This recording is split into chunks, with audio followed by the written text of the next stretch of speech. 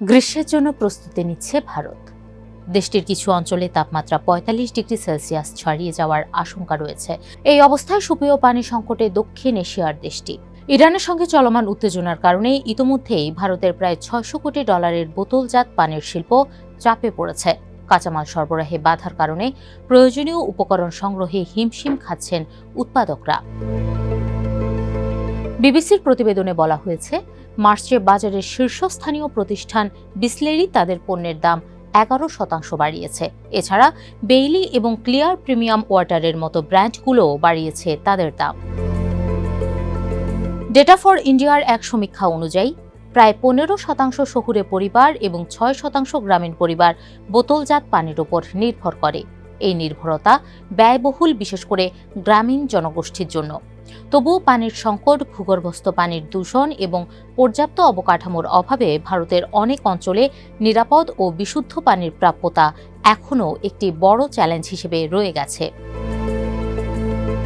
Brand ও বোতল প্রস্তুতকারকরা সতর্ক করে বলছেন, দীর্ঘস্থায়ী যুদ্ধের ফলে বহু ভারতীয়ের জন্য অত্যাবশ্যকীয় পানি ক্রয় সীমার বাইরে চলে যাওয়ার ঝুঁকি তৈরি হতে পারে। বিশ্বের প্রায় 20% তেল ও তরলীকৃত প্রাকৃতিক গ্যাস সাধারণত সংকীর্ণ হরমুজ প্রণালী দিয়ে পরিবাহিত হয়। এই প্রণালীটি বর্তমানে ইরানের কারণে প্রায় সম্পূর্ণভাবে অবরুদ্ধ। ফলে বিশ্বব্যাপী জাহাজ চলাচলে বিঘ্ন ঘটছে। জ্বালানির দাম দ্রুত বেড়ে হয়েছে আকাশচুম্বী। অভ্যন্তরীণ চাহিদা পূরণে তেল ও গ্যাস আমদানির ওপর ব্যাপকভাবে নির্ভরশীল ভারত বর্তমানে এই পরিস্থিতির কারণে বেশ চাপের মুখে পড়েছে। মহারাষ্ট্রের বোতলজাত পানি প্রস্তুতকারক সমিতির সভাপতি বিজয় সিংহ দুব্বাল বলেন, প্লাস্টিকের বোতলে বিক্রি হওয়া বোতলজাত পানির দাম বৃদ্ধির প্রধান কারণ হল অপরিশোধিত তেলের ক্রমবর্ধমান মূল্য। এই সপ্তাহের শুরুতে 1 ব্যারেল ব্রেন্ট অপরিশোধিত তেলের দাম $119 পৌঁছেছিল। অপরিশোধিত তেল ব্যবহার করে তৈরি করা হয় পলিইথিলিন টেরেফথালেট রেজিন পেলেট। এগুলো দানাদার পদার্থ, যেগুলো উত্তপ্ত করে ছাঁচের মাধ্যমে প্রক্রিয়াজাত করলে তৈরি হয় পিটি প্রিফর্ম। প্লাস্টিকের টেস্ট টিউবের মতো দেখতে এই প্রিফর্মগুলো বিভিন্ন ব্র্যান্ড ও বোতল প্রস্তুতকারকের কাছে সরবরাহ করা হয়, আর এগুলো সংগ্রহ করে নির্দিষ্ট আকার ও আকৃতির প্লাস্টিকের বোতলে রূপান্তর করে। দুব্বাল বলেন, প্রিফর্মের দাম প্রতি কেজি $115 থেকে বেড়ে প্রায় $180 হয়েছে।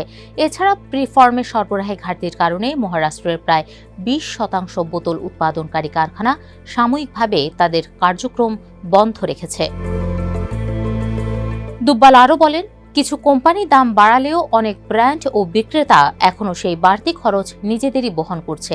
এই কারণে প্রায় $20 বিক্রি হওয়া 1 লিটারের বোতল কিংবা $60 থেকে $70 পাওয়া 5 লিটারের বোতলের দাম এখনও অপরিবর্তিত রয়েছে।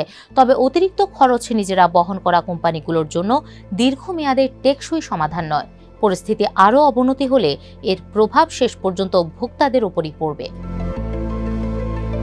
কাঁচের বোতল নির্মাতারাও ইরান যুদ্ধের কুফল ভোগ করছেন। গত মাসে হাইনেকেন ও কার্লসবার্গের মতো বৈশ্বিক মদ প্রস্তুতকারকদের প্রতিনিধিত্বকারী ব্রুয়ার্স অ্যাসোসিয়েশন অফ ইন্ডিয়া জানায়, প্রায় 20% বেড়েছে কাঁচের বোতলের দাম। এর ফলে সংগঠনটি তাদের সদস্য কোম্পানিগুলোকে বিয়ারের দাম 12 থেকে 15% বাড়ানোর পরামর্শ দিয়েছে। অ্যাম্বার কাচের বোতলের শীর্ষ প্রস্তুতকারক ও বিপণনকারী প্রতিষ্ঠান ভিট্রাম গ্লাসের সিও ভিথোপ শেঠ জানান, প্রাকৃতিক গ্যাসের সরবরাহে ওঠানামার কারণেই ঘটছে এই মূল্যবৃদ্ধি। কাঁচ প্রস্তুতকারকরা তাদের চুল্লি চালাতে ব্যবহার করেন প্রাকৃতিক গ্যাস।